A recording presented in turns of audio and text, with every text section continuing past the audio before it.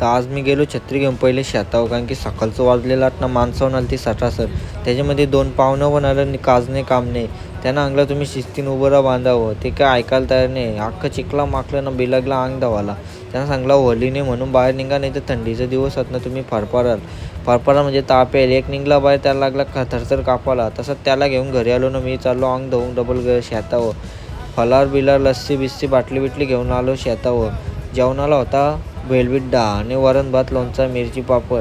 सगळं जेवून माणसाहून जेवायला बसले त्यांच्यावर मी पण जेवायला बसलेलो. डरम ठेवला साईडला ना वारा खाली गेलो दगडी बसायला गेलो. जाता जाता लागला पायावर काटा. तो काही समजत नव्हता. माती लागली म्हणून त्याला धवून काढला. मी बघला तर रक्त निघायला लागले. त्यावरून त्या बरोबरच गेलो पुरं. जास्ती काही नाही बोलतो, भाषण समाप्त करून लगेच आपला मोठा ब्लॉग टाकायचा होता त्या समाजला म्हणून फटाफट ब्लॉगला एंड करायला मी जाणार होतो. मग तेवढ्यानं आपल्याला आठवलं पावसाचा वॉटरफॉल दाखवलाच नाही.